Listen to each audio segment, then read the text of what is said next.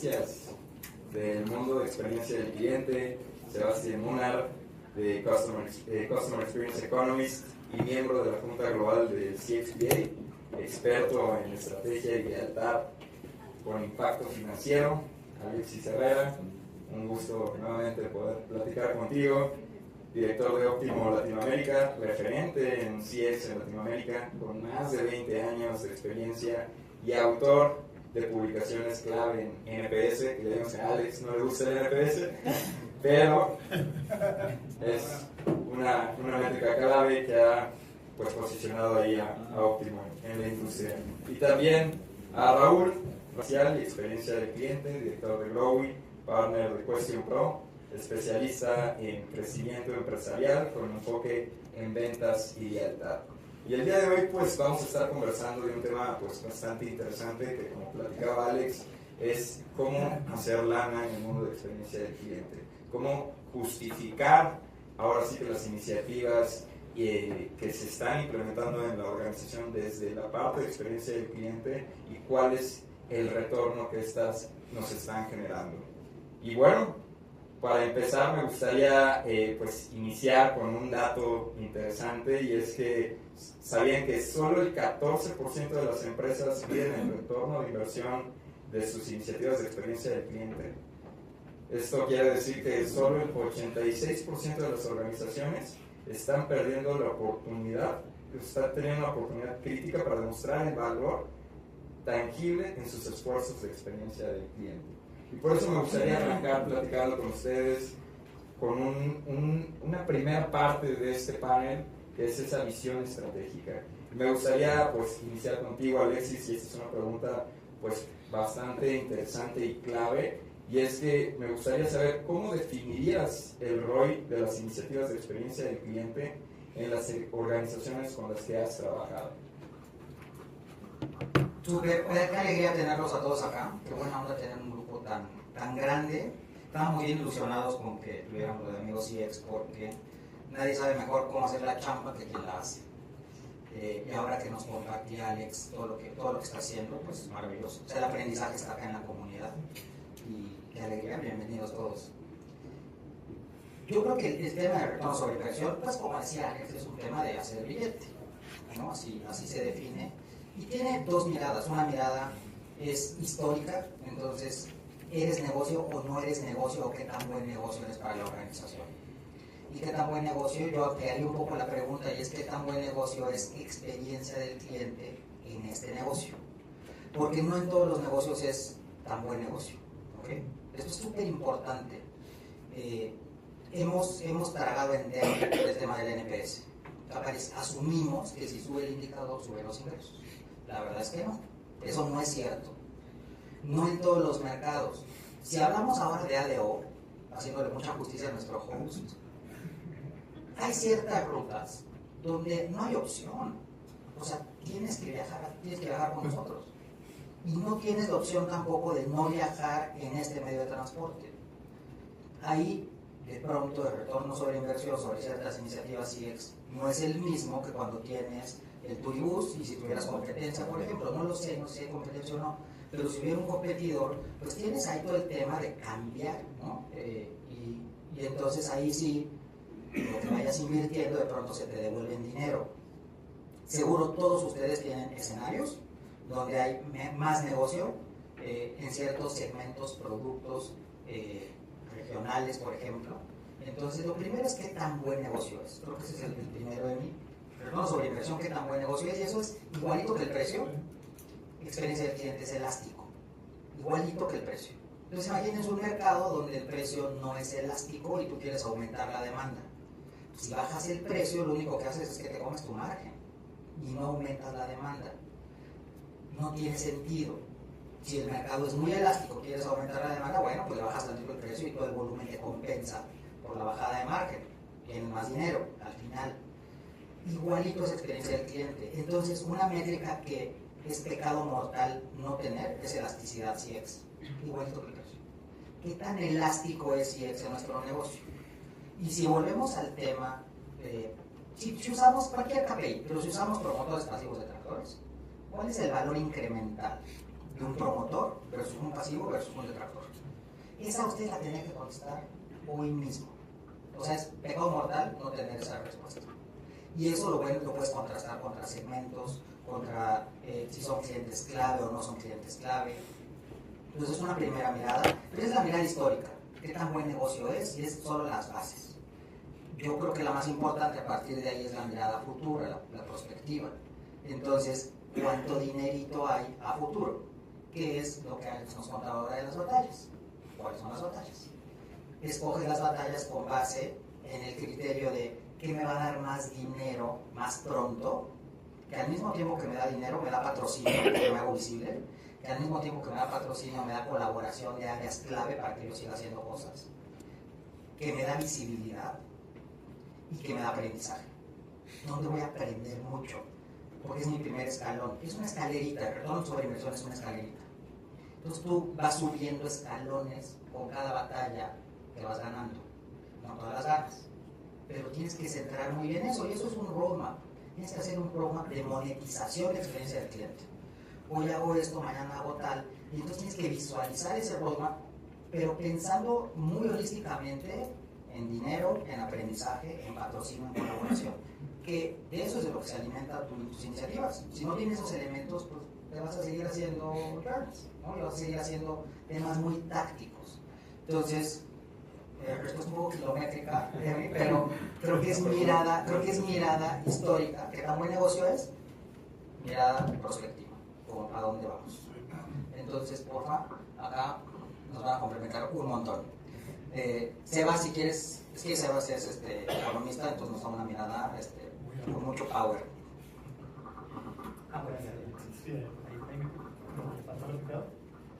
Ahora sí, perfecto. Justo complementando la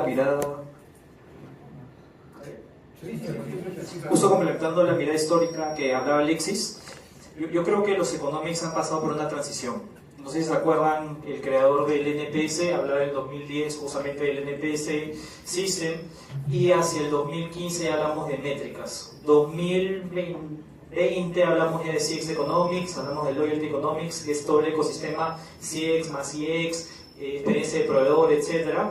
Y el día de hoy yo les diría que estamos hablando de la ciencia financiera de la experiencia de cliente, que eso es algo mucho más holístico, y justamente es cómo la experiencia de clientes puede llegar no solamente al nivel de ROI, sino a impacto financiero de P&L, estado de pérdidas y ganancias.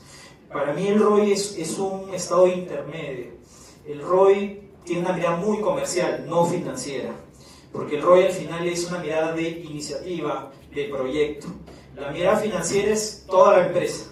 Eso significa que yo puedo tener 100 ROIs, 100 proyectos, 10, 15, 20, el número que ustedes deseen. Pero cada sumatoria de ROI te va generando ese impacto económico en todo tu estado de pérdidas y ganancias, ¿sí? Y nosotros siempre hablamos de 4 macrocuentas contables, es decir, 4 formas que la experiencia del cliente puede impactar a nivel financiero. Revenues, ingresos, ¿sí? Lo típico. Contra revenue, que es bonificaciones, descuentos. Por ejemplo, las telcos dan muchos descuentos, ¿no? 6 meses por 50% de descuento. Eso es un contra revenue, ¿sí? OPEX, gasto operativo, lo típico, y CAPEX, que en este caso es el gasto de inversión en capital, ¿sí? Entonces son las 4 maneras. La gran pregunta es, ¿cómo experiencia de cliente genera valor? Impacta de las 4 formas. Y esa es la mirada diferencial entre un comercial y un financiero. Porque para el comercial, $100,000 es lo mismo. Para un financiero no es lo mismo. Se puede ser $100,000 repartido en revenue, en OPEX y CAPEX. Y la explicación que está detrás y esa mirada tiene que tener ese impacto mucho más fino.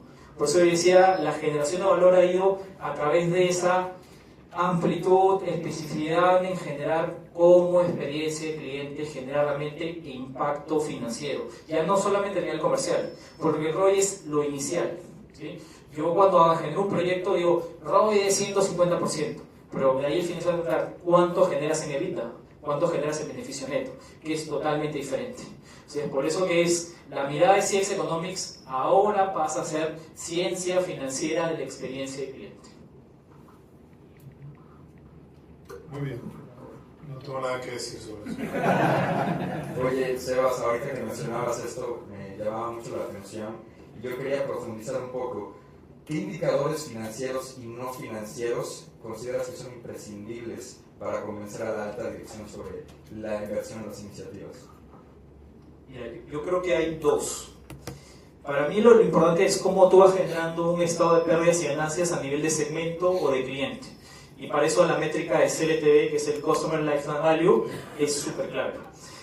El CLTV es complejo a nivel práctico porque teórico busca la fórmula de internet y ya está. No hay mucha complejidad. Pero en cada industria se van haciendo ajustes. CLTV para una aerolínea no es lo mismo para una empresa de telecomunicaciones o para una constructora, por ejemplo. Entonces ahí el CLTV cobra un valor muy importante porque siempre está ese ratio de CLTV entre CAC. CAC es el costo de adquisición de cliente. Por ende, el CLTV al final es como el margen por cliente, ¿sí? Traído valor presente, ¿sí? Formulita de toda la vida, y el CAC es mi inversión en adquirir ese cliente. Si se dan cuenta, es un ROI típico, pero por cliente, ¿sí? Entonces, ahí yo tengo un pequeño estado de pérdidas y ganancias que lo puedo hacer por segmento o por tipo de cliente. Entonces, esa es la primera mirada que yo les recomendaría. Y la segunda mirada es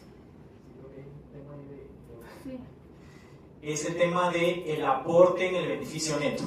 Quizá lo pueden ver como beneficio neto típico o algunas compañías trabajan en el EBITDA, ¿sí? Entonces ahí sí es un valor porcentual, porque muchas veces tenemos 1% en impacto en EBITDA. Puede sonar poquitísimo, pero ese 1% puede ser millones de pesos, dólares, soles, pesos colombianos, la moneda que ustedes deseen. Entonces eso es bien importante determinar. La gran pregunta que yo diría es ¿cuánto los proyectos de CX están impactando en el beneficio neto? Ya no en el ROI. ¿Sí? El ROI es la primera mirada y está bien, pero tenemos que hacer el salto a la parte ya financiera, que es lo que el financiero te va a preguntar.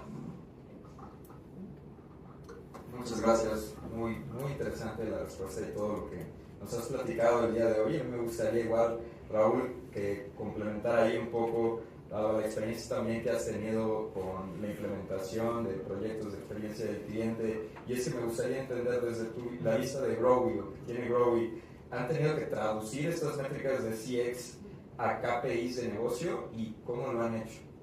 Si nos pudieras platicar. Yo voy a apalancarme un poquito, digamos, de lo que se mencionó. Yo me enfocaría ahorita como ejemplo, y la verdad es que esta vez sí no vine preparado porque tenía otra cosa en mente, pero me topé a una persona con la que trabajé hace 6 años y juntos vivimos un caso reciente de justamente de CAC. O sea, cómo yo te ponía el ejemplo de operarlo, y los que hemos operado, que todos los que hemos operado, y sacar esa lana en un inicio, en un área nueva de CX. A lo mejor ustedes están en áreas más maduras, pero en Growing lo que nos toca es desarrollar nuevas áreas de CX y cómo poder garantizar que tenga una liga primero comercial y luego financiera. Lo estabas mencionando ahorita muy bien. Una cosa es la parte de ROI, más de ventas, que eso es lo que mueve mucho el pandero en un inicio, y luego te migras a la parte financiera. Yo mencionaría, en tema de B2C, nos tocó, hablando de NPS, que no es muy bien visto en este foro, pero la realidad es que, ojo, en la mayoría de los foros que nos ha tocado, ni siquiera lo ven. Antes de ser mal visto, ni siquiera lo ven. Y cuando lo ven, no que no se comprende, pero no se entiende la rentabilidad de cómo eso te puede dar lana. ¿Y qué fue lo que hicimos? 100,000 clientes cautivos en un servicio, en la parte educativa, en la parte de educación. Lo que hicimos fue utilizar el primer NPS que se hizo formalmente de una participación, pues es un cliente cautivo de servicio, pero eran 30,000 promotores y mencionábamos cómo podemos garantizar ir por lana y que no me den lana como CX. O sea, antes de pedir dinero, ¿cómo yo puedo garantizar aliarme con la dirección de ventas para generar dinero? Y generamos una estrategia muy práctica, operativa, hablando de operación, que creo que es el tema, pero es esos 30,000 promotores que tienen un NPS de 61 puntos, alto, y dices, alto, ¿y por qué no generar más ventas? Es lo mismo, sí, es altísimo. Para educación tienes que estar arriba de 55 puntos y la mayoría está en 70. ¿Y eso cómo genera más en ventas o retienes más? y esa es la eterna batalla. Un punto más de NPS, ¿qué significa? Y la verdad lo voy a decir, mencionamos, no nos importa subir el NPS. Lo que nos importa es que esos promotores generen lana para la empresa. ¿Qué fue lo que hicimos? En una ocasión se ve como empresas, nosotros lo vemos como una empresa. ¿Y qué fue lo que hicimos? El 20% de la venta de ese año y del año subsecuente se derivó de recomendación de esos 30,000 promotores, de esos 30,000 promotores. ¿Qué fue lo que hicimos? Equipo de ventas, aquí les dan todos los datos de los miles que tenemos. 200 vendedores hablándoles para pedir referidos. ¿Qué es lo que nos dimos cuenta? Que cada uno de esos promotores valía 1.3 cuando el NPS era 61 y llegó a valer 1.6 datos, leads, nuevos leads, de recomendación. ¿Qué fue lo que hicimos? Conseguir base de datos. Y esa base de datos logró impactar la venta. Uno, ahorro. Es lo primero que tenemos que ver en NPS, la verdad, pero es ahorro. Es lo más rápido por hacer que te justifica una inversión. Y lo que hicimos, ya para cerrar, porque soy muy rollero, lo lamento, pero lo primero es, sí, ya conseguimos la base de datos. Esa base de datos logró dos cosas. Uno, menor tiempo de conversión. Una base de datos de recomendación, menor tiempo de conversión, me quitó más llamadas de vendedores, me quitó tiempo. Dos, costo de adquisición. Ese fue el indicador más importante. ¿Por qué? Porque medios digitales, tema de prospección en frío y todos los demás orígenes, uno, costaban 45% más y dos, tenían tasas de conversión 17% menor a una base de datos de recomendación. Entonces, yo lo resumiría en, si me voy a indicadores, ¿cómo se opera? Genera valor con lo que tienes. El NPS funciona no por la métrica, por quien está ahí. Y el que está ahí te puede generar más lana inmediatamente si sabe potenciar. Y lo mismo va para B2B, más complejo, pero en B2C tienes base de datos, utilízala. Y el cierre de la película fue, gracias a eso, o sea, el equipo de ventas y el equipo de CX, las áreas y departamentos, pues ya no estaban buscando competir presupuesto. Estaban buscando garantizar que CX ejecutara para tener más promotores y que eso fortaleciera el llevarte de 1.3 datos a 1.6 datos, que significa, pues, logramos el 23-24% de las ventas. Entonces, más o menos, operativamente hablando, mi sugerencia es miren en caca. Súper, pues muy interesante y creo que de ahí partimos. Claro que sí, adelante Alexis. Sí, maravilloso. Yo siempre digo, estamos bien alejados de ventas, la gente decía.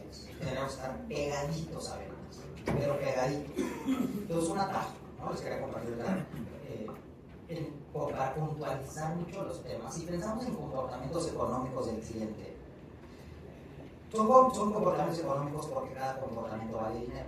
Si no me conoce, que me conozca. Si me conoce, que me compre. Si me compra, pues que se quede. Si ya se quedó, que me compre más. Si ya pasó lo anterior, que me recomiende. Hagan una lista de esos comportamientos económicos en su negocio y pónganle el KPI de negocio al lado. O sea, cómo miden adquisición de clientes. Y ahorita Ron nos compartirá, súper interesante. O sea, puede ser, en venta tú puedes tener leads, puedes tener tasa de conversión, puedes tener costo de adquisición, entre otros, tiempo. O sea, ahí tú ya tienes varios KPIs, pero lo mismito con retención, lo mismito con venta cruzada. Entonces, si tienes un inventario de KPIs, tienes un punto de partida, ¿cómo lo mides? ¿Dónde estás hoy? ¿Dónde deberías estar? ¿Y qué duele más? Y dependiendo lo que duele más, son las métricas que llevamos a la alta dirección. Decimos, oye, me voy a enfocar en esto. Y ahí empieza a salir un poco de roadmap. Entonces, primero ataco Ahora que Alex nos compartía, se fijaron, era primero, o sea, súper bien jugada, ¿no? Voy a empezar tímido para empezar a darle la vuelta a esto, que suene la caja, que compre buenas voluntades y entonces empiezo a escalar. Entonces a lo mejor no atacas el que más duele, no necesariamente, pero ya tienes un inventario de un ABC. Entonces, piensen en comportamientos económicos del cliente, es un gran atajo. KPIs, cafecitos CX, decimos, o sea, te tienes que ir a tomar cafecitos CX con la gente de negocio para que te eches el chisme, te cuenten qué duele, qué tan lejos están de las ventas, qué tanto es un tema de tasa de conversión, qué tanto es un tema de rotación de los vendedores, porque a lo mejor te das cuenta que, pues, si el vendedor no vende, no comisiona, pues se va. Y entonces te das cuenta, de pronto, hemos visto mucho que los vendedores con NPS más altos son los que más venden, son los que más se quedan, son los más productivos. ¿Qué está haciendo ese vendedor de NPS alto? ¿Qué no está haciendo el de NPS más bajito? Entonces busca la buena práctica, ¿no? Reposando mucho, empieza con lo que tienes en casa. O sea, no tendrías que pedir permiso ni presupuesto para hacer mucho de esto. Para lo que se mencionó, no necesitas lana, justo. Entonces tienes que pensar en esos términos, no pidas lana de entrada. Lleva dinero, ¿no? Yo tengo un jefe que decía, llevas, pero no traes. Entonces, así nos está volviendo a ver a nosotros en CX. Llevas, pero no traes. Promotores es un lugar maravilloso. Porque es lo mismo que te digan, oye, es que, no, pues que dice que si le gustas y no la sacas a bailar. Entonces, igual son los promotores. Ya te dijo que te quiere recomendar ya lo expreso, pues hazle, llámale y que te recomiende. Entonces, tipifiquen esto, verán que ahí hay buenos atanos. Gracias. No, súper complementaria la respuesta ahí, Alexis. Y ahora que mencionabas la parte de los promotores, ¿tú crees que siempre es importante enfocarse en ese grupo o muchas veces igual la parte de los detractores viene a ser un punto clave para impactar directamente en el negocio? O sea, enfocarse más en los detractores en ciertos escenarios. Te preguntaron a ti, pero con mucho gusto. Sí. Ya, perdón. Encantado de contestar. No, mil gracias por la pregunta, depende del caso de negocio. Sí. Depende del caso de negocio 100%. Vamos a poner dos escenarios. Caso de la vida real, ¿no? Un cliente banca en 4 países. Cuando hicimos este análisis de elasticidad CX, en el país 1, ellos tenían, los promotores valían 37% más que el promedio, los pasivos un 7% menos y los detractores 40 y tantos % menos. Entonces había un caso de negocio de que te premio, si me tratas bien te premio con más gasto y si me tratas mal te penalizo un montón con menos gasto. Ese es el caso de negocio. NPS de 24. En el otro extremo, país número 4, ¿no? De los 4 países, el último país que vimos, los promotores varían 7% más. Los pasivos, poquito menos, y los detractores 40 y tantos % menos. ¿Qué quiere decir esto? Ya no te premian tanto. Ya no es tanto el valor NPS de 81. O sea, ¿qué haces? Ya te sale más caro el caldo que las albóndigas, si quieres mejorar eso. No tiene sentido. En el país 4 tienes muchos promotores y que no estás vendiendo a profundidad, porque ese era el tema. O sea, producto promedio era 1.3. Es muy bajito para un banco universal. Un banco universal tiene que estar cuando menos en 3 o 4 productos por cliente, porque si no eres el banco principal, eres el de conveniencia. Entonces tienes que tener una profundidad de producto importante. Tienes que llevar a esos promotores a que tengan 2, 3, 4 productos. Ahí movilizar promotores conviene muchísimo. En el país 1 está perdiendo mucho billete por toda la pérdida de clientes, por la alta deserción de clientes. Ahí conviene más recuperación de detractores. Por el caso de negocio. Es súper buena pregunta, súper buena. Porque hay que pensar en el caso de negocio. Hemos pecado de aplicar metodología por aplicarla. Porque decía el librito, the one number you need to grow en el artículo y después the ultimate question, decía, tienes que aplicar closed loop. Está padre, sí, pero hoy es urgente o no. En el país 1 sí, en el país 4 no es urgente el closed loop. Hoy no lo hagas, porque hoy no te va a dar dinero. Entonces, ¿qué es lo que más le duele al negocio? Eso es lo que todos ustedes tienen que tener brutalmente claro. Y por eso ponemos a los cafés. Tienes que echar el chisme de negocio, sí o sí. Si no estás teniendo el bilingüismo, la conversación CX y la conversación de negocio, si no estás siendo bilingüe, tienes que hacerlo mañana. Porque si no, muy probablemente toda la implementación de metodología no está siendo pertinente para el negocio y puede haber mucho gasto. Llevas, pero no traes. Me gusta complementar rápido, pero justamente estás mencionando el tema de caso de negocio. Y de repente es una percepción mía, y lo hemos colaborado con varias empresas, que al del medio nadie lo pela. Es decir, al pasivo, al neutro, como le queramos llamar, pues no que nadie lo voltee a ver, pero ¿qué acciones estoy haciendo? Yo siempre he querido que el pasivo se lleva el promotor en una maleta y no te vas a dar cuenta.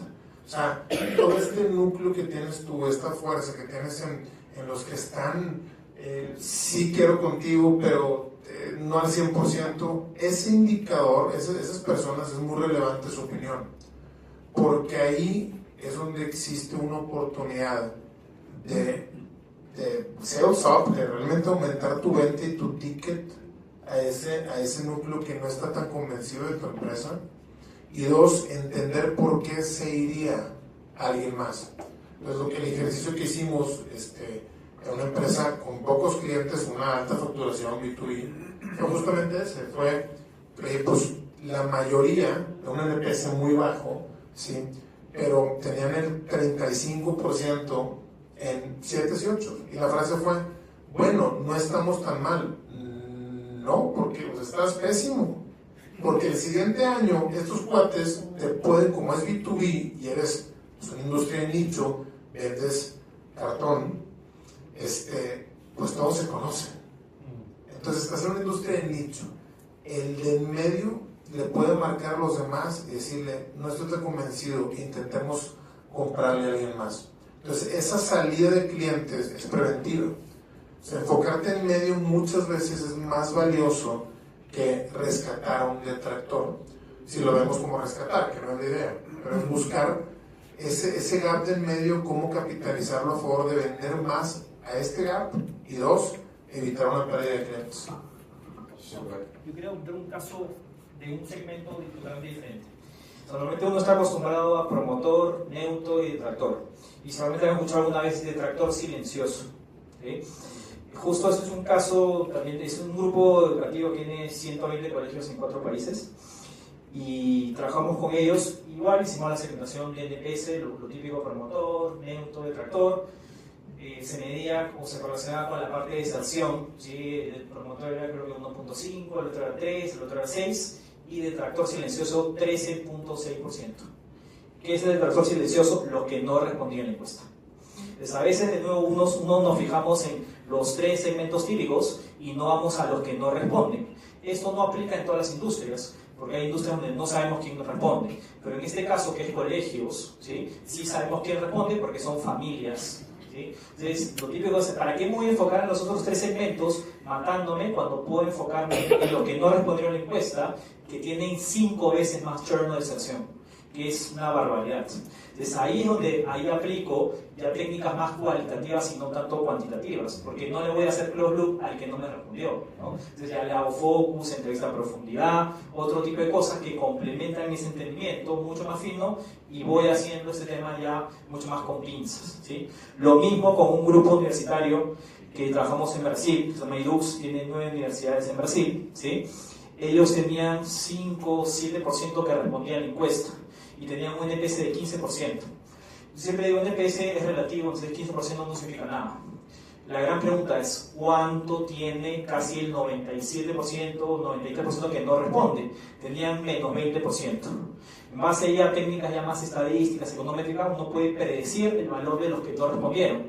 Uno saca un promedio ponderado de los que responden y no responden, y por ende saca el promedio poblacional real. Y ahí te das cuenta que estás tomando decisiones con un valor muy sobreestimado en este caso. Porque tú no puedes tomar decisiones en base a un NPS de 15-20% cuando el real es negativo, ¿no? Entonces, esas dos partes hay que ir entendiendo cómo uno las va balanceando. Súper, Sebas, igual yo quería regresar contigo y preguntarte, en base a lo que estabas mencionando, en tu experiencia, ¿qué tan complejo es estimar un ROI claro y medible? ¿Y por qué? ¿Tienen algún caso de éxito que quisieras ahí compartir? Mira, yo justo ahí voy a regresar lo que había comentado Alexis al inicio. El tema de los economics, a diferencia de todas las otras disciplinas como son Journey Mapping, BOC, Cultura, hay un framework, un marco de trabajo que uno lo va ajustando de sector en sector. Pero Economics es muy diferente en banca, en telco, movilidad, educación, segmentos, etc. Entonces, casi es un modelo ad hoc por sector, ¿sí? Y acá les cuento un poquito cómo lo vamos trabajando. Nosotros dividimos los modelos, tenemos ya casi 20 modelos de Economics, ¿sí? Porque es muy diferente, por ejemplo, hacer Economics para utilities, luz, agua, que son modelos más de monopolio u oligopolio, ¿sí? Que competencia perfecta, entre comillas, que es banca, seguros, telecomunicaciones. Son cosas completamente diferentes, es lo que decía Alexis. Si yo compito y puedo cambiar de jugador, no es lo mismo que si estoy obligado a usar un servicio que ya está y es la única opción, ¿sí? E inclusive tenemos modelos para sectores que son diferentes, por ejemplo el tema de inmobiliario o construcción. Imaginemos que yo me compro un departamento líder, me lo entregan y es una experiencia wow. Yo no tengo $1 millón para comprarme otro departamento. Entonces el tema de la lógica de la recompra ahí no aplica. Tiene que ver con la referencia directa, ¿sí? Y lo que encontramos, por ejemplo, y estos son modelos un poquito más locos, es que el que venía referido, ¿sí?, negociaba menos el precio por metro cuadrado que el venía de puerta de la calle, ¿sí? Ahí hay una generación de revenue incremental. E inclusive lo que estamos hablando del CLTV, como yo referencio, ¿sí?, mi CLTV se expande y mi CAC se reduce, porque las inmobiliarias invierten mucho dinero, el CAC es súper alto. Estamos hablando de $2.000, $3.000 el CAC de un inmobiliario, es carísimo, ¿sí? Entonces, si yo puedo reducir 10-15%, estoy generando una generación de valor tremenda, ¿sí? Y así igual hay otros sectores, por ejemplo, como cementos, ¿sí? Por ejemplo, en Perú hay una cementera que se llama Pacasmayo, que trabaja en el norte del Perú, y esta cementera tiene el 95%, o sea, es un oligopolio. Y cada vez está Cemex que toca la puerta, voy a entrar a Perú, voy a entrar a Perú. O sea, son modelos que hacemos de market share. Es decir, ¿qué pasaría, por ejemplo, si llega Cemex a Perú y le quita el 10% del mercado? Cada punto porcentual tiene un valor desde el valor de experiencia. Entonces hay modelos que son mucho más diferentes a lo típico del NPS. Yo diría el 80%, 85% de veces no utilizamos el NPS para hacer economics. Usamos otro tipo de métricas, otro tipo de lógica. Igual hay un modelo, por ejemplo, que nosotros llamamos, en este caso, Market Value. Entonces, en un mercado, en un caso de éxito que tuvimos, es que este competidor tenía 65 puntos porcentuales de NPS encima del segundo. Eso se convierte en un colchón estratégico. Entonces, ¿yo qué cosa puedo hacer? Puedo deteriorar a propósito mi experiencia para poder, en este caso, jugar con un tema de ahorros, SLAs. Si yo tengo un SLA de 3 días y el competidor tiene 10, ¿para qué lo voy a hacer en 3? Lo puedo hacer en 4 o 5 y sigo siendo mejor competidor, ¿sí? O en este caso, como decimos, abrimos el grifo o el caño y generamos mucho más volumen.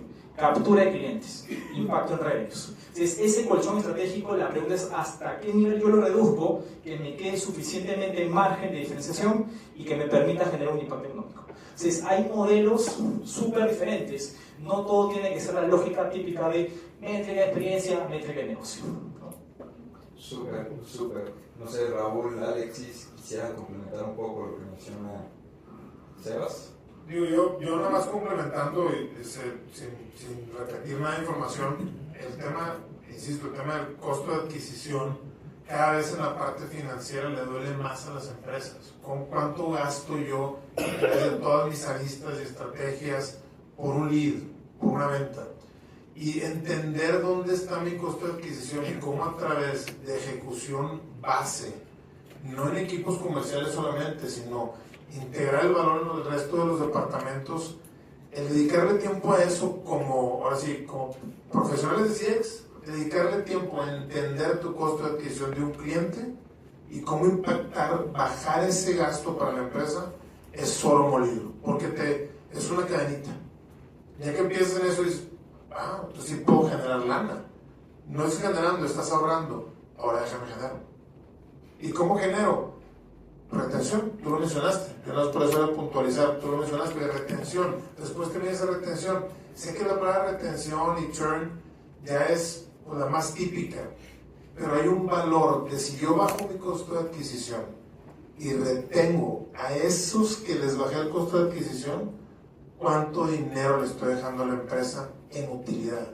Entonces, el arte sí pareciera muy etéreo, pero son indicadores sumamente medibles y lo mencionaste bien, no a través de un NPS, es como yo de Cachucha CX soy ventas y finanzas como mi principal bandera y después meto procesos a favor del cliente. Súper. Y Sí. adelante, Alexis. No, pensando en los casos, o sea, pensando mucho en ustedes en el día a día, y retomando mucho lo que decía Alex, el dolor que tenemos de hoy, voy a pedir una medición. Digo, ¿cómo? Yo creo que el consejo que quisiéramos dar es, no hay un solo retorno sobre inversión. O sea, no lo veamos como uno, sino es más un mindset. Tienes que pensar que no eres una unidad de costo, eres una unidad de ingreso. Yo siento que lo que ha pasado con la experiencia del cliente es que el cliente no estaba tan presente en la conversación de las organizaciones por tema natural, ¿ok? Es muy natural que pase eso. O sea, cuando te pierdes con una taquería de la esquina, o atiendes bien o te mueres, punto. No hay más. O sea, servicio cueste lo que cueste. Así se llama esa etapa de la empresa. Cuando vas creciendo y ya tienes economías de escala, y ya tienes ventajas competitivas, y etcétera, te puedes dar el lujo de no atender tan bien. Y eso pasa mucho. Y la mirada se empieza a convertir en una conversación muy interna de los problemas que tenemos, de nuestros costos, de los presupuestos, de la política. Y la conversación del cliente ya no está presente. El día a día nos aleja del cliente. Todos terminamos demasiado ocupados por ocuparnos del cliente. Y entonces nace CIEX. Y entonces nos metieron a jugar a la cancha. Y nosotros entramos como, bueno, o sea, con la playera del cliente. Y entramos por la puerta grande.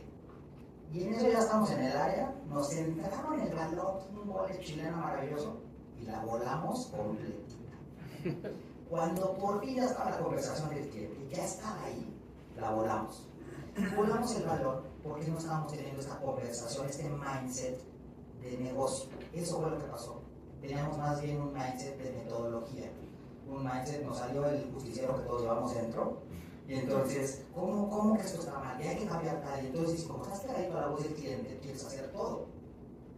Y entonces no estás pensando en el negocio.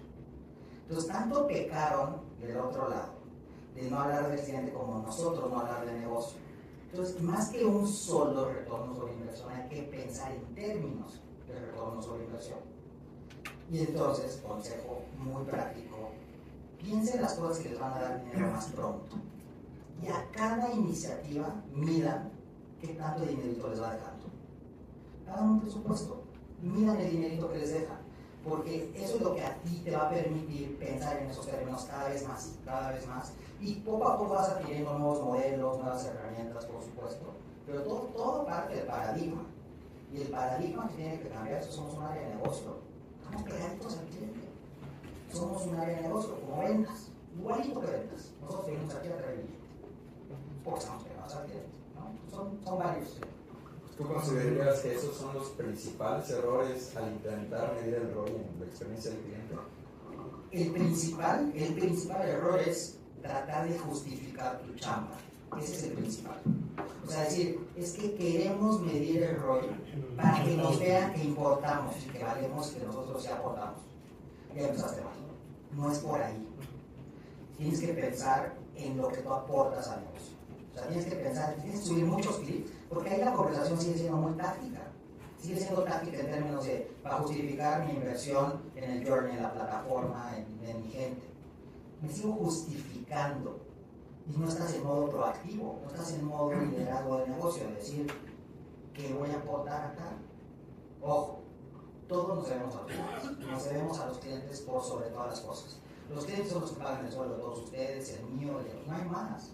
No hay billetes y no hay clientes, punto, nos debemos a ellos. Y necesitamos recursos para atenderlos muy bien. Ustedes son los llamados a que esa lana fluya. Entonces hay que hacerlo inteligentemente y hay que pensar en esos términos. En términos de que no te vas a justificar, es que vas a producir. Súper. Pues bastante interesante, creo que ya estamos llegando ya al último bloque de esta conversación y me gustaría igual preguntarte a ti, Raúl, ¿ustedes cómo dirían que se use el retorno de inversión para priorizar inversiones futuras en la experiencia del cliente? Bueno, voy a seguir la misma línea para no romperla, pero ahorita que platicabas de justificar la chamba, por eso me reí, porque sí, yo lo hice hace muchos años. Y todos hemos llegado a ese punto en operación, ¿no? Porque antes de meterte al área a buscar meter esa chilena, pues la verdad es que tenías 5 minutos adentro de la cancha y te metieron a jugar. Mínimo a muchos de los profesionales de CX, yo quiero tocar 2 puntos, que es el primero. Muchos de los profesionales de CX, o la mayoría, nos hacemos en la cancha, nos meten a jugar. O es una tendencia, ahorita ya con todas las certificaciones que hay, también está la otra tendencia, ya me certifico y llego a la cancha y digo, su madre. Perdón, yo soy el grosero que dijo al principio, yo soy un regio grosero, pero es, ¿cómo le hago? ¿Cómo juego? Ya me sé la teoría, pero la práctica no. Entonces nos aventaron a jugar un juego que no dominábamos y que quisimos hacer lo que nos dijeron que íbamos a hacer y justificamos. Yo me iría a ¿cómo no justifico? ¿Cómo priorizo que CX, que te den, que se entienda el ROI? Primero, juega con los indicadores que no son de tu área. Olvídate del NPS, olvídate del CES, olvídate de los indicadores del área de CX. Juega con los indicadores del negocio. O sea, si a mí me preguntas, que así, de manera muy directa, y pareciera que es muy puntual, pero tiene mucho fondo, es juega con los indicadores del negocio, no con los tuyos. Con los tuyos no vas a generar nada tan rápido. Con los que ya juega el equipo de ventas, meaning el estado de resultados, agarra el estado de resultados. ¿Qué indicadores son los del negocio? Y esos conéctalos con urgencia. ¿Qué le urge al cliente? Porque si nos debemos al cliente, nos debemos a su dinero, ¿qué le urge al cliente? ¿Y qué indicador, si arreglo algo que le urge al cliente, del PNL, puede impactar? Y eso, ¿cómo se ve? Se escucha muy romántico, pero ¿cómo se ve en la realidad? Le urge cuánto deja, porque le puede urgir. Y exacto. Aquí, ¿no? Totalmente. Aquí lo invierto, o sea. ¿Tu nombre? Sergio, totalmente. Es urgencia, impacto financiero y relevancia a largo plazo. Para mí serán las 3. ¿Quieres que el ROI impacte? Juega con los indicadores que no son tuyos, que sean del negocio. Que esos, ahora sí, ¿qué le urge al cliente? Y ahí sí todo lo que sabemos hacer los de CX, preguntar lo que sí es una encuesta y lo que no sale en una encuesta. ¿Sí? Lo mencionaste muy bien. Tanto el promotor como el detractor silencioso, todos los que no participan, tenemos que escuchar esa masa, que es la mayoría de los clientes de la empresa, en la mayoría de los programas de CX, la mayoría no contesta. Entonces, ahí es cuando un CEO me dijo una vez, Raúl, ¿por qué va a impactar el NPS, que tiene un 13% de participación, las ventas de mi negocio? ¿Por qué te voy a escuchar? No hace sentido. Si hace sentido, pues dejar un poco de ser de CX y convertirte en un generador de lana. Entonces, yo respondiendo y aterrizando un poquito operativamente hablando es, juega con indicadores que no son tuyos, que sean de negocio. Vete por los indicadores que ya existen, ¿sí? Analiza una lista de tus indicadores, sigo la misma línea, me la ganó, pero es cuáles indicadores de ventas, financieros, de todas las áreas de operación, cuántas llamadas hace el equipo operativo, cuánto es la inversión del equipo operativo, tu gasto de operación de contact center, analiza los indicadores con los que la empresa ya está jugando. Si no le sumas valor, imposible que te metan lana. Entonces, urgencia, 2, sentido financiero, y 3, que sea a largo plazo. Y con eso sí me gustaría cerrar. Cualquier cosa que yo haga hoy que empiece a sonar la caja, por favor que tenga un final en 2 años. O sea, que no sea algo momentáneo, porque nos hemos convertido, los de CX, expertos en excelente año y el día siguiente tengo otra idea nueva. No, o sea, esa idea que tuviste basada en datos financieros, por favor que sea un proyecto a largo plazo y que me generen en el año 2 y 3. Si me generan el 1, ahí sí somos un gasto, porque estamos invirtiendo con un año de ROI. Entonces, yo me llevaría por eso y cerraría que los de CX no debemos de pelear un presupuesto, debemos de generarlo y autoasignarlo. Debemos ser un área totalmente autosustentable. Si no, como dijiste al principio, nos vamos a quedar sin chamba si no somos autosustentables como CIEX. Justo estábamos hablando de un error importante y yo les diría, uno de los errores, que justo lo hablaré hace un ratito con Freddy que está acá, es que queremos pasar de BOC a Economics directamente. Y eso es un tema complicado. Conozco muy pocas empresas que han podido hacer ese salto con Garrocha. Y hay un paso intermedio, y que mucha gente se olvida, muchas empresas, que es primero cómo yo mi BOC lo convierto en un sistema de métricas, y el sistema de métricas me habilita los Economics. ¿Sí? Que es un poco lo que hablaba Raúl. O sea, yo en el sistema de métricas lo que tengo que hacer es empezar a ver las vinculaciones, métricas de experiencia, de negocio, operativas, financieras, etcétera, y mirarlas, tenerlas en un dashboard y tener esa herramienta visual que me permita generar ese buy-in interno, ¿no? O sea, esa venta del proyecto de CX Economics. Porque es bien difícil, de nuevo, que yo pueda, si no he estado acostumbrado a ver estados financieros, de un día para otro empezar a ver impacto. Porque eso no ocurre, ¿sí? El sistema de métricas me permite justamente empezar con el tema del ROI, ver iniciativas puntuales, escalarlas y hacer lo que se llama CX Inception, ¿sí? Como yo inserto la gestión de cambio y voy escalando poco a poco proyectos que van aumentando en presupuesto. Empiezo con un proyecto chiquito, mediano, grande, y obviamente me van dando mayor presupuesto cada vez más, ¿sí? Y eso recién me va a llevar a los CX Economics. Inclusive, por ejemplo, estamos trabajando con una empresa de centros comerciales en Chile, Perú y Colombia, y ellos querían hacer su modelo Economics directamente. Dijeron, Sebastián, queremos hacer el modelo de CX Economics. ¿Tienes la data? No. Si no hay data que esté organizada, que me permita hacer la trazabilidad de ID, transacción, porque yo necesito data transaccional, no puedo hacerlo. ¿Y cuál es el problema de los centros comerciales? Yo tengo dos tipos de clientes, el locatario, que sí es sencillo, y nosotros, que somos los que están paseando por los centros comerciales, y no saben quién es cada uno de ellos. Por ende, no puedo hacer inicialmente Economics hasta que lleve un estudio previo, ¿sí? Y que me permita vincular. Pero sí puedo empezar por un sistema de métricas, que esa es la primera versión que me habilita luego a hacer todo el tema de ROI. Yo nada más sumar que en ese tablero de indicadores sé que es obvio y natural, y es la típica frase de colaborador contento, cliente contento. Eso operarlo es un reto. En ese tablero de financieros es muy relevante medir no el ENPS, medir el intento continuo, la intención de continuar del colaborador, principalmente en áreas de servicio, de atención al cliente y de ventas. Si entendemos cómo está el colaborador y qué le duele, vamos a encontrar los puntos de dolor del colaborador y los clientes, cómo se juntan. Y tenemos muchos casos de éxito que en verdad se los comparto encantado, donde los mismos motivantes de deserción laboral son los de deserción y de recompra, idénticos. Entonces, pues la verdad es que es muy fácil o más fácil decir, sí le tengo que meter lana a esta iniciativa, porque me combina los dos. Te retengo más a tu colaborador, bajo tu costo de adquisición del colaborador y retengo más clientes. Entonces, en este tablero que estamos mencionando de información básica o base para CX, sugerencia, metamos como jugador también al colaborador, principalmente en las áreas que generan dinero.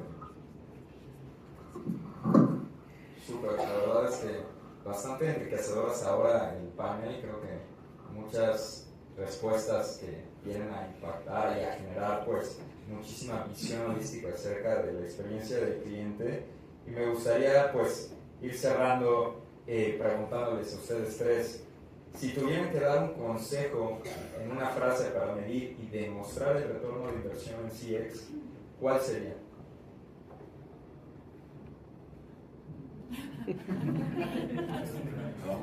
No me lo esperaba. No, yo les diría, donde no tengas que pedir permiso ni presupuesto, empieza por ahí. O sea, ten las conversaciones de negocio para que entiendas dónde duele y de eso lo bajes a valor presente a tu área y digas, no te puedo impactar primero. Esa es la más importante. Tienes que cambiar. Esperamos que las áreas sean cliente-céntricas. Y decimos, no, es que hay que sensibilizarlos del cliente. Y yo creo que no, que tienes que sensibilizar tú del negocio, antes de lo anterior. Y sobre eso acciona, de una, diciendo y haciendo. Muy bien. Tenemos como 7 frases. Voy a decir 10 frases. No, pero yo creo que muy en línea, y creo que muy en línea con toda la conversación, pero yo creo que lo primero es inicia con datos. O sea, es algo que nos falla a la mayoría y pensamos que los datos existen. Híjole, o sea, hacemos un juicio que los datos existen. Y cuando ya ejecutamos algo que nos esforzamos en lana y en tiempo, decimos, ¿y cómo estaba antes? Ni se medía. Pues antes de ejecutar, iniciemos con datos. De todo. No importa si nos tardamos un mes más, 2 meses más en ejecutar. No es que tengamos que justificar la chamba, es que tenemos que entender si el tiempo y la lana que metí sí genera valor económico para la empresa. Entonces, uno, yo creo que para mí sería empecemos con datos. Y 2, sí, para mí, sin ser reiterativo, pero la verdad es que dejemos de pensar en CX y pensemos en crecimiento. ¿A qué me refiero? ¿Cómo crezco yo como CX?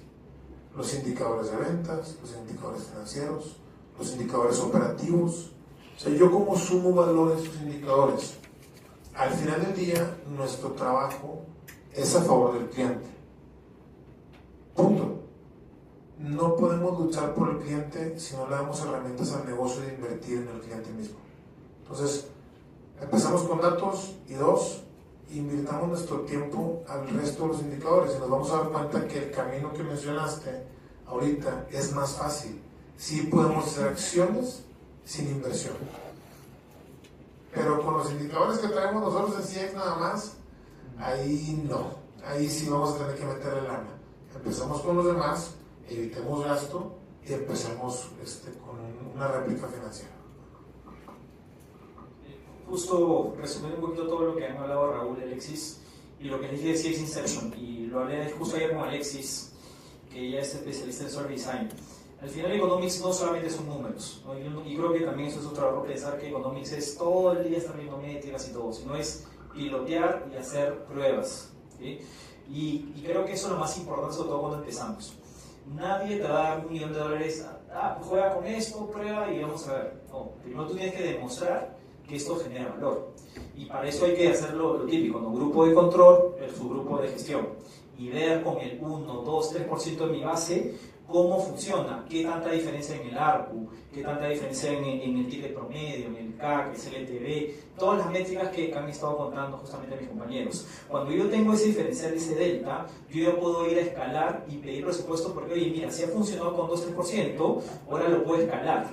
Y ahí es donde viene justamente ese diferencial. Entonces, yo diría, al inicio de los economics ni siquiera es tanto número, es generar un histórico. Realmente tener historia que me permita sustentar y ver que eso se puede ya ir creciendo en el tiempo y generar un programa de economics mucho más potente.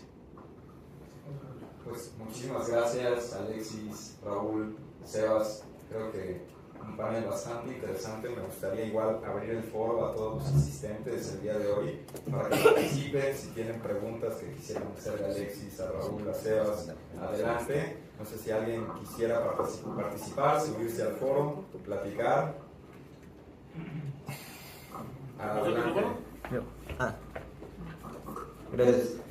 Yo tengo una pregunta para Sebastián. Hablaste de los detractores silenciosos, ¿no? Que lo traslapabas a aquellos clientes que no te contestaban una encuesta.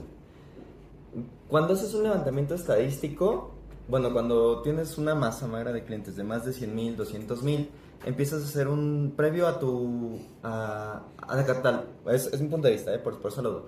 Previo a catalogarlo como un cliente silencioso, tú sacas un índice, si mal no recuerdo, de confianza, un nivel de confianza que te va a decir que, por ejemplo, si yo tengo 1,000,000 de clientes, mi índice de confianza es que me contesten 10,000. ¿Qué quiere decir esto? Que al final del día, si yo vuelvo a replicar ese estudio, probablemente vuelva a salir el mismo resultado. ¿Ahí de qué me serviría yo hacer un cálculo de porcentaje de clientes, traslaparlo, si ya sé que con un índice de confianza me va a volver a salir el mismo resultado.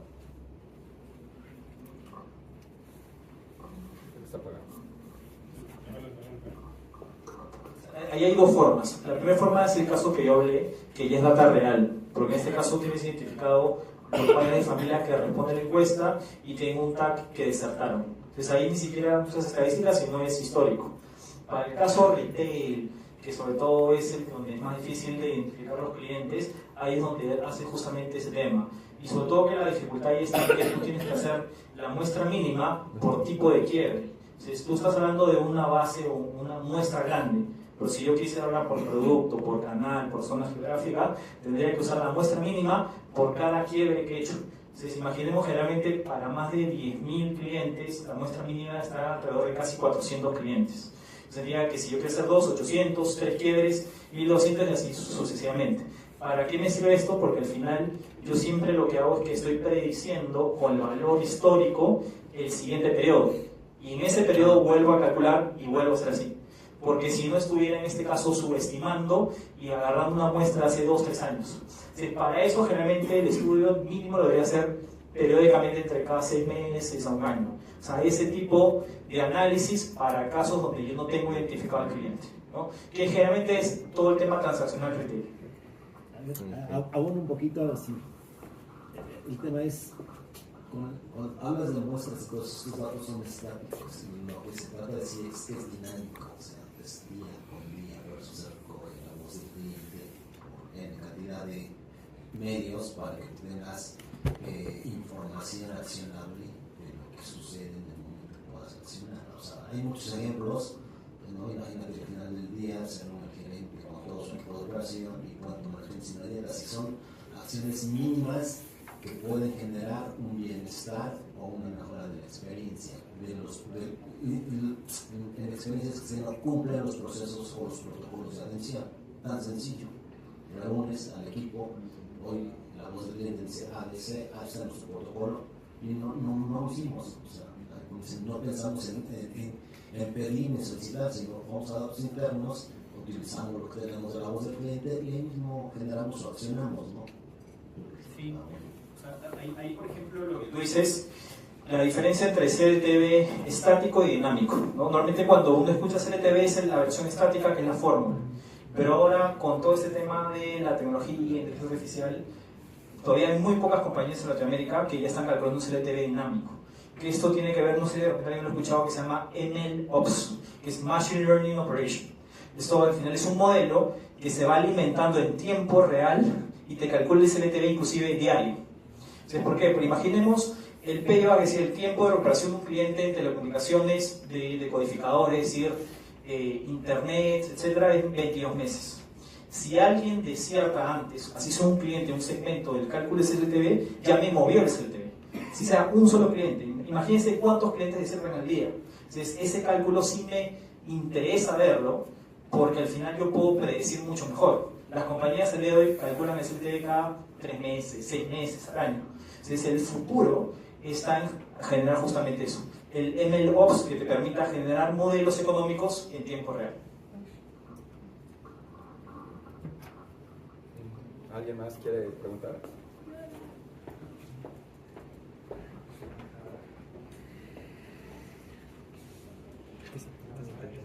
Buenísimo, estoy de multitask, entonces aprovechando el foro quiero enfocarlo mucho en Mobility ADO y como saben aquí uno de nuestros indicadores más valiosos es la afluencia de los pasajeros. Entonces, ¿cómo podríamos medir el ROI económico en iniciativas que tenemos como para mejorar puntos de puntualidad, limpieza, etcétera, cuando uno de nuestros indicadores más grandes es este factor de ocupación en cada uno de nuestros autobuses?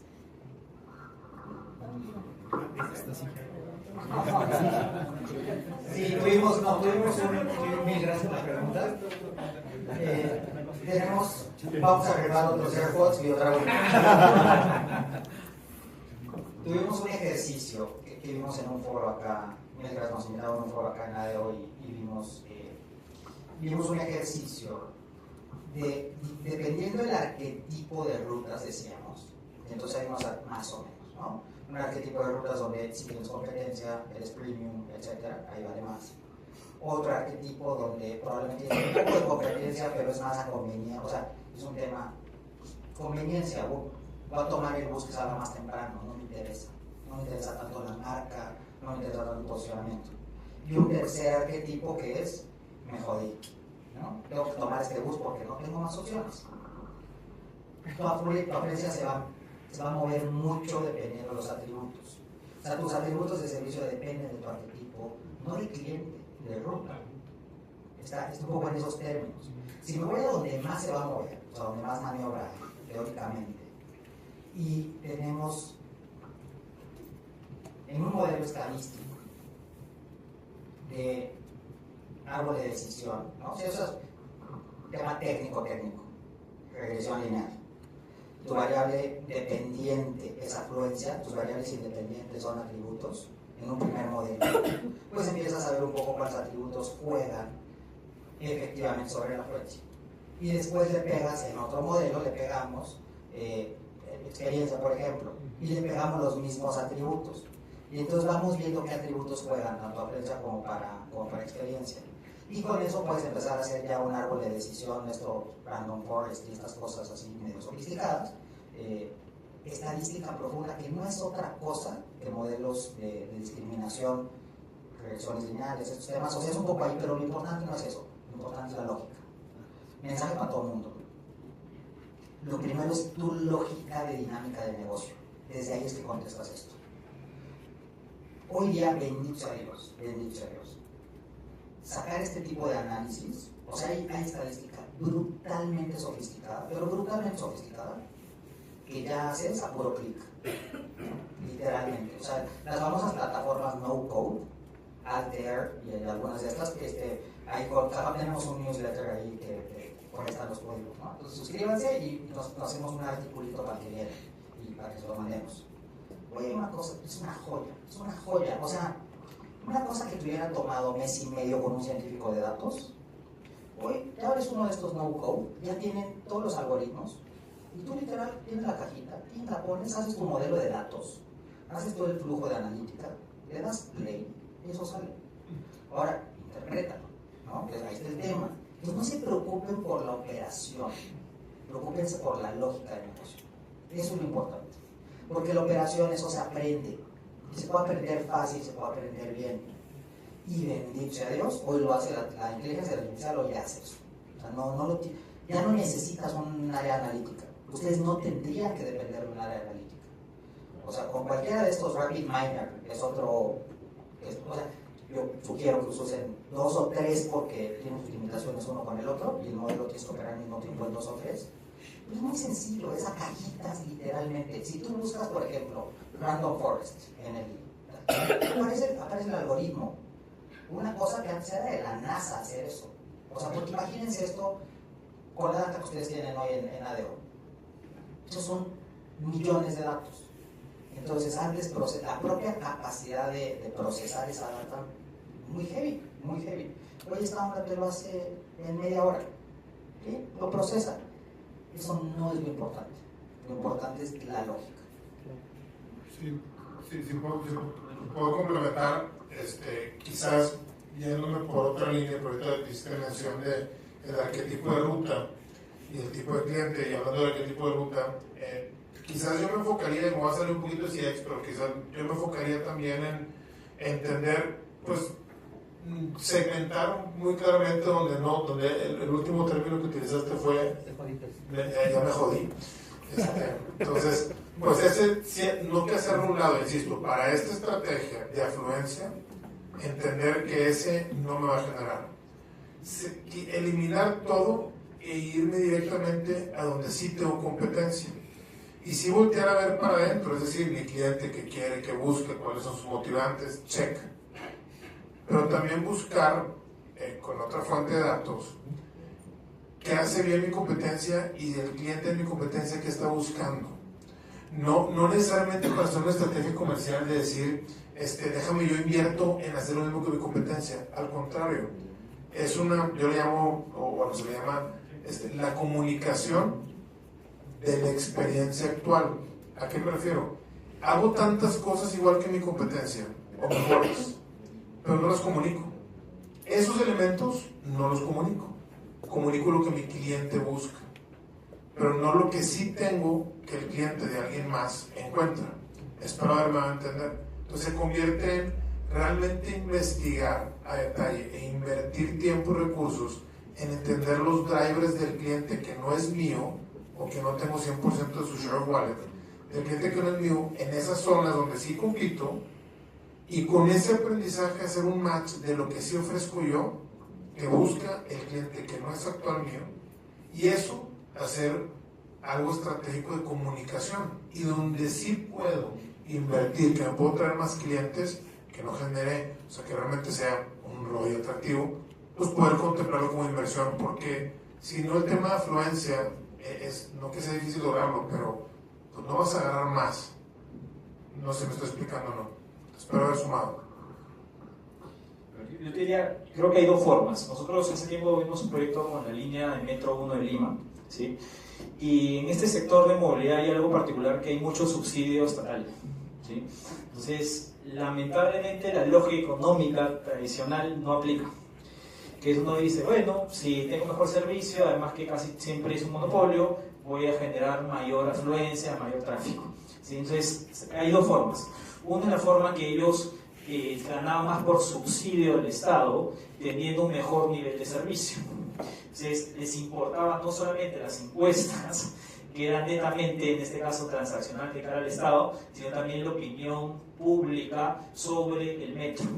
Entonces, había una fijación que puede ser discutible sobre el tema de cómo ellos manejaban esta línea. Entonces, ahí había un foco económico directo porque tenían más subsidios por eso. Y la otra forma, yo trabajé mucho tiempo en aerolíneas y está toda esta disciplina que es Revenue Management, que aplica en movilidad. Y esta es justamente la forma en que uno tiene que hacer un modelo económico en movilidad, punto a punto, y en este caso hay subsidios entre tramos. Entonces, en este caso, tengo que descremar justamente las zonas donde yo tengo mayor índice económico. Puede ser que yo tenga un tramo donde no hay casi nada de competencia, en este caso de, transporte, de otro tipo de transporte, o en países como en Perú o en Colombia que hay transporte informal, ¿sí? Entonces ahí es donde yo debería decir, bueno, no me voy a preocupar por eso, pero ese tramo tiene un valor económico, y en base a ese valor económico yo subsidio otro tramo donde sí yo soy el único, y ahí es donde yo genero un cross-selling y genero un subsidio sobre otro tramo. Que eso es puro factor de ocupación, conciencia de revenue management. ¿Alguna pregunta más? Fabio.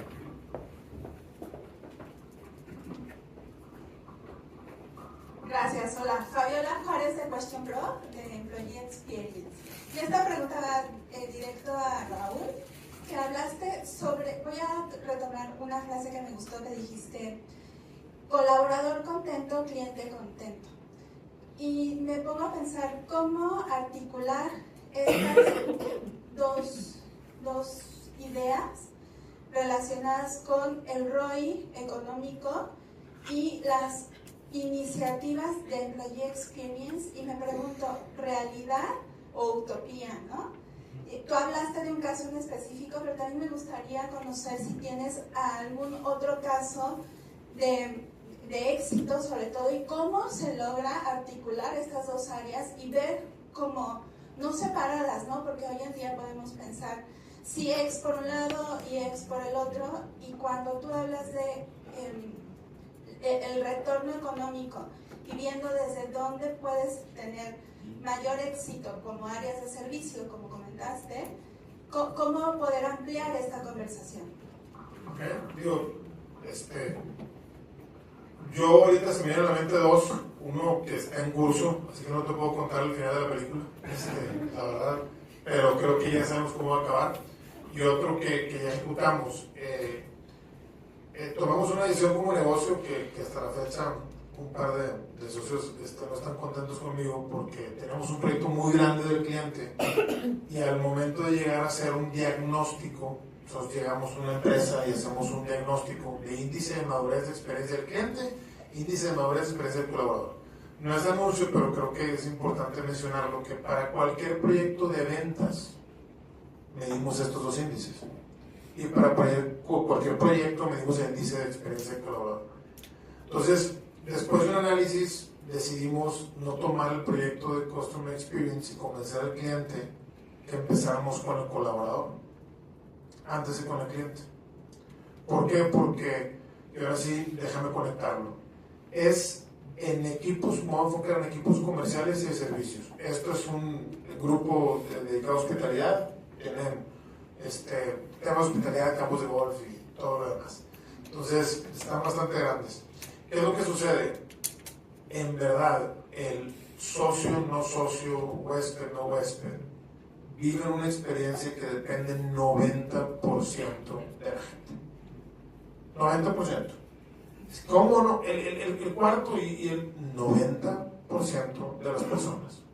Su interacción en un día tradicional, o enfoquémonos en un hotel, es un caso real, ¿con quién es?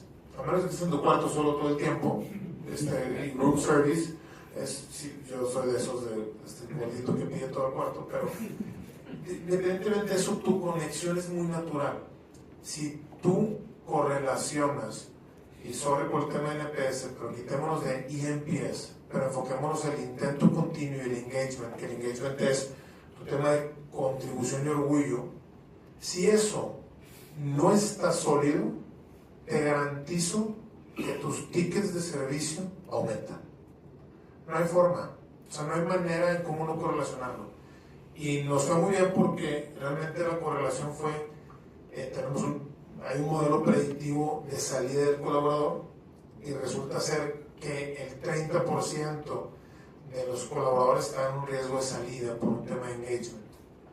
Y te llevas a cuántas reservas nos están haciendo, cuál es el descontento, y hay eso lo relaciono real. En ese 30% se segmenta por áreas, por departamentos de servicio. A y B, alimentos y bebidas, barra, no barra, restaurante, campo de golf. Lo segmentamos. Los puntos de insatisfacción del cliente eran en los lugares donde estaban estos 30% de personas. Punto. O sea, hay una correlación directa. Eso en tema de servicios, y dices, bueno, pues el tema de servicios es muy obvio y muy natural.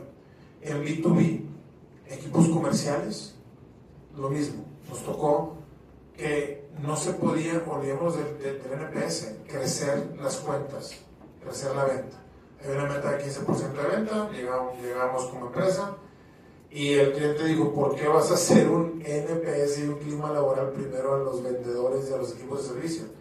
Porque si no entiendo eso, te garantizo que cualquier iniciativa que hagas va a fallar. Una iniciativa de CX, sin una estructura adecuada de ejecución, me refiero a talento adecuado, y con lo menos de que sea AI, pues va a ser bastante complejo poder funcionar. ¿Qué fue lo que hicimos? Analizamos que la principal causa de retención, de deserción, era pues, la insatisfacción de los clientes y viceversa. Entonces perdíamos clientes por una falta de conexión con el colaborador. Quitaron el 50% de los vendedores, se escucha mal, pero la empresa pues, no nada más subió su NPS, sino las cuentas empezaron a crecer y lograron los objetivos. No sé si contesté un poquito tu pregunta. Sí, muchas gracias. La idea es ampliar el tema porque generalmente lo vemos separado, ¿no? Y este proyecto que tú dices específico, ¿cómo interrelaciona? Y si lo interrelacionas, pues hay más lana para el CX, porque estás atacando todo. Pues muchísimas gracias, Alexis, Raúl, Sebas. Gracias igual a todos los que participaron. Creo que fue un foro pues, muy enriquecedor. La verdad es que nos llevamos con varios aprendizajes de esta conversación y esperamos que puedan ir aplicando todo lo que se conversó el día de hoy y pues, les ayude dentro de sus organizaciones. Ahora vamos a pasar con un coffee break. Vamos a hacer ahí un pequeño sorteo de más premios. No nos quedamos nada más en los AirPods. Así que, pues, disfruten del café, disfruten platicando con los panelistas. Y bueno, continuemos con esta reunión que está siendo, pues, muy enriquecedora. Gracias a todos. Gracias.